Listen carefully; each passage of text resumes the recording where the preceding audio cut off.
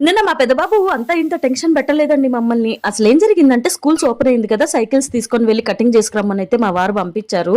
అప్పుడే మా చిన్నోడి నుంచి పెద్ద సౌండ్ అయితే ఇనిపించింది. అన్న సైకిల్ కనిపించట్లేదని. అంతే మా వారు మా బాబుని తీసుకొని వెళ్లి వెతకడం అయితే స్టార్ట్ చేశారు సరౌండింగ్స్ మొత్తం. చెప్పినప్పటికీ నేనైతేగా పెద్ద టెన్షన్ పడలేదు. ఎందుకంటే మాకిది బాగా అలవాటైపోయింది. రోజు ఎక్కడో ఒక చోట వదిలేసి రావడం. నేను మా వారు తీసుకొచ్చి మళ్ళీ పెట్టడం. ఇంకా మోస్ట్‌లీ మా స్ట్రీట్‌లోనే ఉంటుందన్న ధైర్యం గూడా.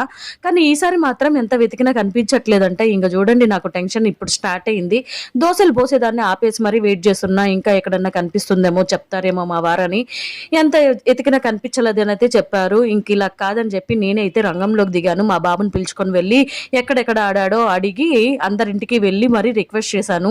మా బాబు సైకిల్ కనిపించిందా అని చెప్పి. ఎన్ని ఇల్లులు వెతికినా కూడా ఎక్కడా కనిపించట్లేదని అయితే అన్నారు. ఇంక అప్పటి వరకు కొంచెం హోప్ ఉన్న నాకు అప్పుడే హోప్ పోయింది. మా బాబుని తిట్టడం అయితే స్టార్ట్ చేశాను. ఆ మాత్రం జాగ్రత్తగా పెట్టుకోలేవా అని చెప్పి. ఇంకా ఎన్ నాకేమో చాలా ఏడుపు కూడా వచ్చేస్తుంది. అదైతే చాలా కష్టపడింది. కాస్ట్లీ సైకిలు ఏంటి ఇలా చేశాడు అనేసి.